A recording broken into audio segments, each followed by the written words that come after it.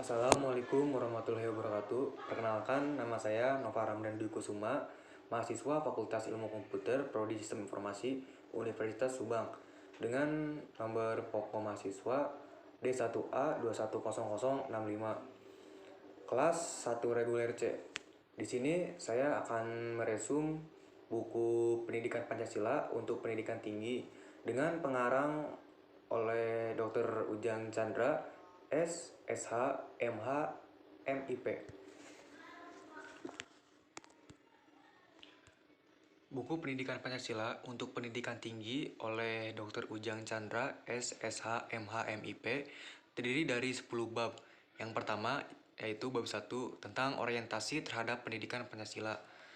Bab ini menjelaskan tentang orientasi dan pemikiran kita tentang pendidikan Pancasila yang dimana terdapat berbagai landasan pendidikan Pancasila, diantaranya landasan historis, yuridis, sosiologis, filosofis, dan kultural.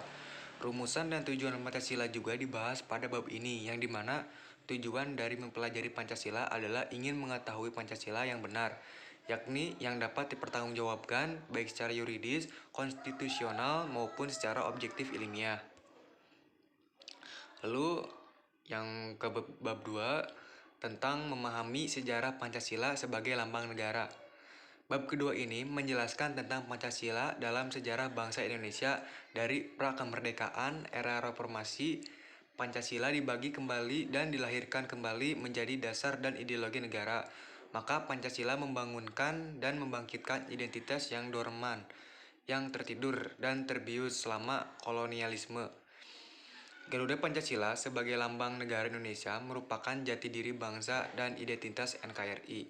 Garuda Pancasila merupakan simbol cerminan kedaulatan negara di dalam tata pergaulan dan negara-negara lain, dan menjadi cermin kemandirian dan eksistensi negara Indonesia yang merdeka, bersatu, berdaulat, adil, dan makmur.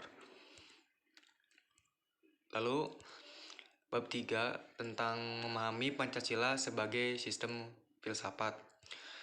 Bab ini menjelaskan tentang filsafat yang dimana mengandung makna alam berpikir atau alam pikiran, namun berfilsafat ialah berpikir secara mendalam atau radikal. Dengan kata lain, secara umum, filsafat merupakan ilmu yang berusaha menyelidiki hakikat segala sesuatu untuk memperoleh kebenaran. Dalam sistem filsafat mengandung beberapa landasan, diantaranya ada landasan ontologis, epistemologis, aksiologis. Tidak dapat dipungkiri bahwa ilmu telah memberikan kemudahan bagi manusia dalam mengendalikan kekuatan alam.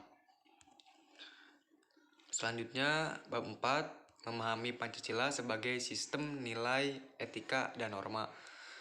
Pada bab ini menjelaskan tentang nilai, etika, dan norma. Nilai sendiri merupakan sifat atau kualitas yang melekat pada suatu objek, bukan objek itu sendiri. Etika merupakan pedoman bagi manusia untuk bertingkah laku baik, sedangkan norma adalah kaidah atau petunjuk hidup yang memengaruhi tingkah laku manusia dalam hidup bermasyarakat. Pancasila sebagai dasar filsafat negara pada hakikatnya merupakan suatu nilai-nilai yang bersifat sistematis, fundamental, dan menyeluruh. Selanjutnya, bab 5, memahami muatan sila-sila dalam Pancasila. Pada bab ini menjelaskan tentang muatan-muatan Pancasila, diantaranya menjelaskan tentang nilai-nilai yang terkandung pada Pancasila, yang dimana terdiri dari hakikat abstrak, pribadi, dan hakikat konkret. Pancasila sebagai falsafah hidup bangsa, hakikatnya nilai-nilai Pancasila telah hidup dan diamalkan oleh bangsa Indonesia sejak negara ini belum terbentuk. Artinya, rumusan Pancasila sebagaimana tertuang dalam alinea keempat Undang-Undang Dasar 1945 sebenarnya merupakan refleksi dari falsafah dan budaya bangsa, termasuk di dalamnya bersumber dan terinspirasi dari nilai-nilai dan ajaran agama yang dianut bangsa Indonesia. Bab 6, memahami Pancasila sebagai ideologi bangsa dan negara. Pada bab ini menjelaskan tentang ideologi bangsa dan negara yang dimana memiliki makna sebagai lembaga kemasyarakatan, sebagai organisasi hidup manusia, senantiasa memiliki cita-cita, harapan, serta pemikiran bersama menjadi sifat dasar dalam kehidupan bernegara. Bab 7, memahami demokrasi Pancasila. Pada bab ini menjelaskan konsep demokrasi semula lahir dari pemikiran mengenai hubungan negara dan hukum di Yunani kuno, kemudian dipraktikkan dalam kehidupan bernegara antara abad 6 sampai dengan 3 sebelum Masehi. Unsur utama dari demokrasi Indonesia berdasarkan Pancasila adalah prinsip musyawarah yang bersumber dari sila keempat yang intinya adalah win-win solution.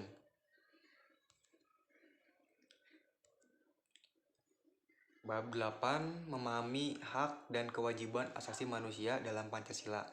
Pada bab ini menjelaskan tentang hak dan kewajiban asasi manusia dalam Pancasila, yang mana hak asasi manusia pada hakikatnya merupakan hak kodrati yang secara inheren melekat dalam diri manusia sejak lahir. Negara yang dianut Indonesia adalah negara hukum didasarkan atas kodrat dan fungsi dasar manusia. Selanjutnya, bab 9 memahami Pancasila dalam sistem ketatanegaraan Indonesia. Pada bab ini menjelaskan tentang Pancasila dalam konteks ketatanegaraan. Pada bab Republik Indonesia adalah pembagian kekuasaan, lembaga-lembaga tinggi negara, hak dan kewajiban, keadilan sosial, dan lainnya diatur dalam undang-undang berhubungan antara pembukaan Undang-Undang Dasar. Selanjutnya bab 10 tentang refleksi Pancasila sebagai paradigma reformasi dalam kehidupan bermasyarakat, berbangsa, dan bernegara. Pada bab ini menjelaskan tentang paradigma refleksi Pancasila merupakan suatu asumsi dasar dan teoritis sebagai paradigma yang umum merupakan sumber hukum reformasi dalam penerapan pengetahuan dan karakter ilmu itu sendiri. Kehidupan bermasyarakat, berbangsa, dan bernegara. Eksistensi Pancasila sebagai paradigma pembangunan di era globalisasi. Globalisasi adalah suatu proses tatanan masyarakat dunia tidak hanya dalam satu bidang saja, tetapi menjelajah ke berbagai bidang kehidupan, yaitu ekonomi, sosial, budaya, pendidikan, politik, dan bidang-bidang lainnya. Sekian dari saya. Wassalamualaikum warahmatullahi wabarakatuh.